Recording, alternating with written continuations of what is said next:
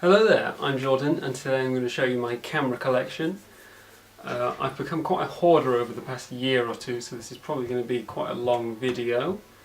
I'm going to show you some of my favourite cameras and some of the cameras I don't perhaps use as much as I should. I have actually tried to make this video before. It was going to be very different. It was going to be me just showing you all of the cameras in a line. Going to probably be very boring, so thought I'd try something a little different, and this will be the first time you're seeing my face on video, which is terrifying. So I will start with cameras that don't actually work and that I never use.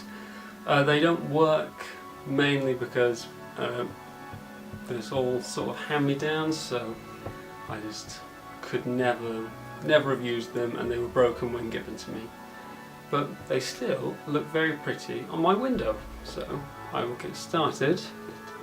We have a Zenit 12S, so this is quite a nice one. It looks really nice, but it just doesn't click, doesn't work, and so I just couldn't take a photo on it.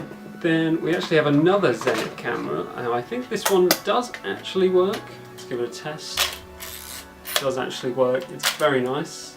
We've got a Zenit EM. It's a very nice camera. Again, most of these were given to me by my granddad. So they all look very nice, but unfortunately they just don't work. Cheers, granddad.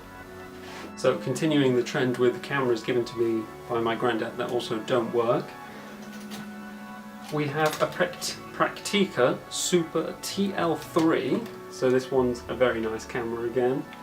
Did try using this a few times, got through about 2 or 3 rolls of film before I went to get it developed, and found out that it actually eaten all of my film and that it just absolutely destroyed it. So I was quite gutted about that, but we move on. So now I'm going to move on to another camera given to me by my granddad, and this was from my great granddad actually as well. It's a Canon SureShot 76 zoom. So this one's very nice. Again, I've heard a lot of great things about this camera in particular, and that it's very good, but unfortunately I got the batteries in and it wants to work, but just won't do it for me.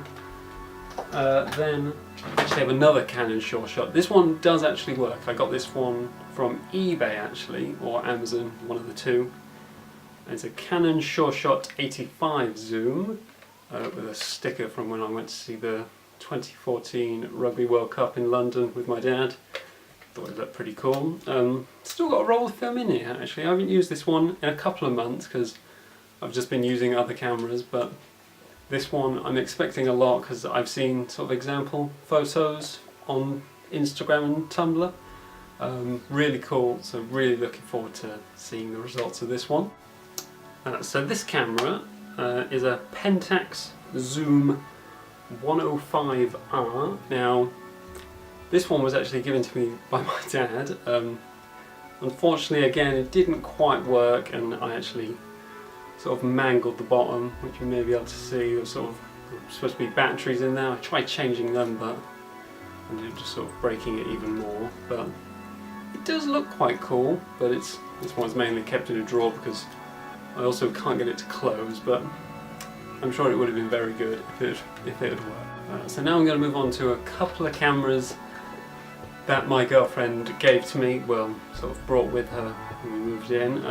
They're very nice, but she got them from a market, and so they just sort of there to look nice, but I'm sure they, again, would have been very good if they did work. So we've got a Kodak Brownie 127. You see these quite a lot in charity shops or just online for about 5 or 7 quid, so not the rarest of cameras. And again with this one we've got a Kodak 56X Instamatic camera. I'm sure it would work if I put film in, but I just haven't gotten around to it. But yeah, again, they're just not very rare, and I haven't actually seen much from them, so I don't know how they perform, so I avoided doing that. So as I said with the last ones, you see them a lot in charity shops. This one, found this one in a charity shop, British Heart Foundation. It's just a little 35mm camera. I'm sure it does actually work. Haven't gotten around to using it just just didn't really want to. I've just sort of got it and then just didn't fancy ever using it, unfortunately, but only cost me a couple of quid and it's nice to have them really. This next one's got quite a funny story actually. So this one was from a charity shop as well. This is a Helena 160, so it's a very nice camera. It looks very pretty. I like the red and black combo, especially on the wrist strap. This came, it said like the numbers on the top, so how many shots you've got left and all that. Now something I noticed with this camera, it counts up even if there's not a film in it. So when I bought this, I thought someone else had used it and then just forgotten about the film. So I got really excited, so I paid, I think this one was about maybe £8. I was really excited to see the results and see what someone else had shot, sort of what their perspective was on things and what they saw on a day-to-day basis.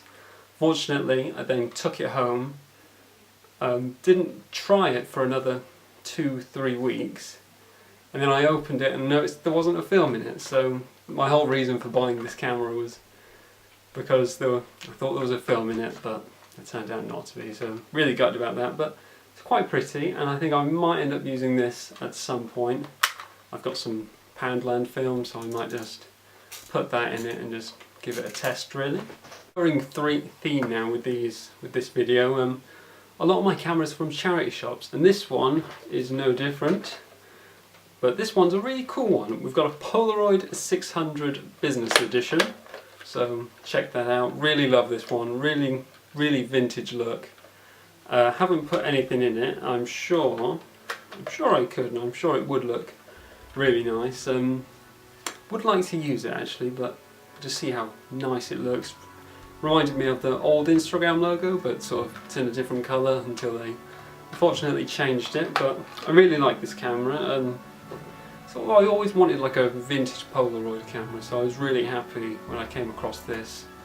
I think this probably was a cancer research, so really, I do really good in charity shops, so really happy with this. So after showing you the Polaroid 600 edition, a very vintage Polaroid camera, I've actually got an Instax Mini 8 in black. Very nice camera, really cool, really nice shots, do some really cool stuff. Got it Christmas, not last Christmas, the Christmas before. Seeing them sort of everywhere now, mainly in sort of the white or light blue colour. So now we've come to the most recent addition to my camera collection, and something I've been wanting for about a year or two, really long time. It's a Diana F camera. This takes 120 and it's really cool. You should take a Google of Diana F example shots, they're really nice. Now, this is the one you've been waiting for.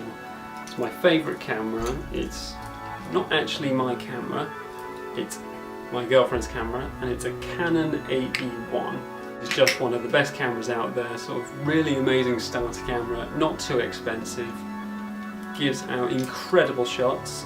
Really recommend this. It's just amazing. And if you watch my series Captured Moments that I've got going on at the moment, you will see a lot of example Canon shots, and I'll be doing a separate video on them. Okay, and that was my camera collection. It was quite a lengthy one. I now have a stack of cameras on the floor, really quite a mess. I hope you enjoyed. I'm sure I'll be adding to my collection in the future for watching. I hope you've enjoyed listening to my voice once again. This is becoming a recurring theme, but I hope it's not too annoying. But yes, thank you very much, and have a good day.